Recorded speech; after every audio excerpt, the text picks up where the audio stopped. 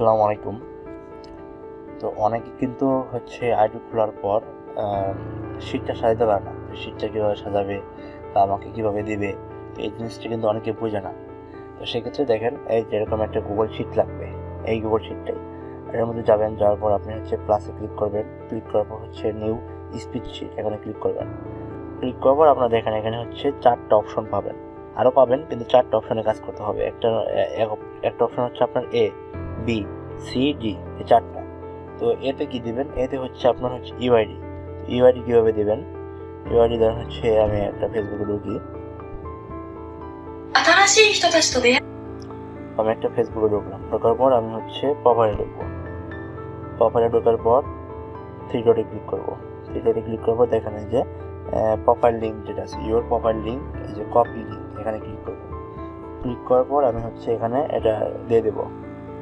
এই যে এখানে ইন্টার টেক্সট আর ফরম্যাট, এখানে ক্লিক করলে পরে আপনার যেখানে এই যে সংখ্যাগুলো আছে, ঠিক আছে, দেখেন এখানে যেখানে সংখ্যাগুলো আছে ওইগুলো আমরা কপি করবো। সংখ্যা বলতে যে দেখেন এই যে এখানে, তো আমি এই সংখ্যাটা রেখে যেগুলো আছে ওগুলো সব কেটে দিই।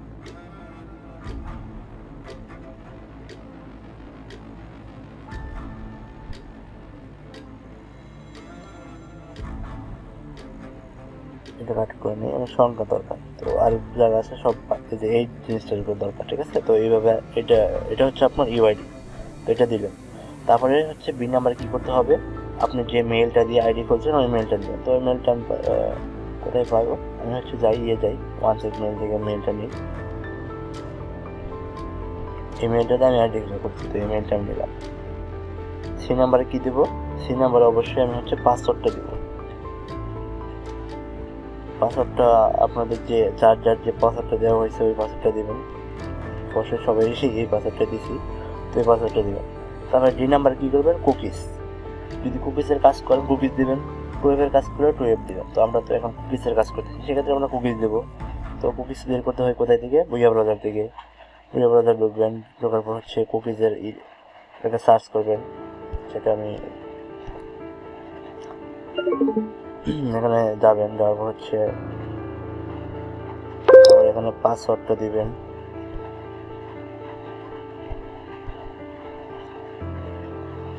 দেওয়ার পর এখন আসার পর একটা রিলোড মারবেন, যেভাবে আর কি কুইজ বের করে দেখাইছিলাম আপনাদের। এখানে যাওয়ার পর 3 ডটে যাবেন, এখানে ভিউ কুকিজে ক্লিক করবেন। ক্লিক করার পর A-1 আছে, ওকে কপি। তারপরে এটা ডাটা হিস্ট্রি ক্লিয়ার মানে দিলাম, এটা দরকার নেই, তো ঠিক আছে। তারপরে এটা দিয়ে দিলাম।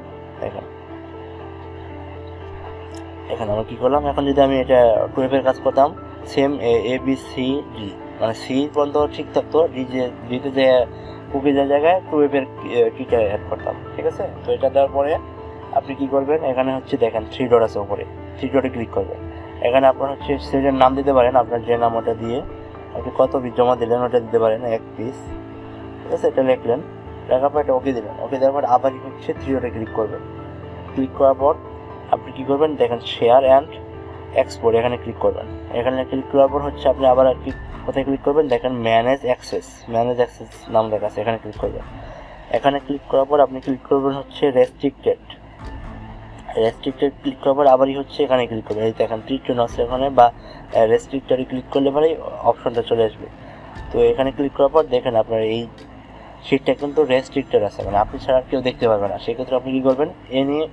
এনিওয়ান উইথ দ্য লিঙ্ক, এখানে ক্লিক করবেন। এখানে ক্লিক করে আপনি দেখেন যে এখানে ডান সাইডে আপনার একটা লিঙ্ক, মানে লিঙ্কটা কপি করার একটা অপশন আসছে, তো এখানে ক্লিক করবেন। এখানে ক্লিক করে, তো এখানে ক্লিক করার পর আপনি এই লিঙ্কটা আমাকে ইনবক্সে দিয়ে দেবেন। এভাবে ইনবক্সে দিয়ে দেবেন, এই লিঙ্কটা দেবেন সবাই, কারণ এই লিঙ্কটা দিলে পরে আমার সুবিধা হয়, ওইভাবে দিলে পরে একটু যাবে না।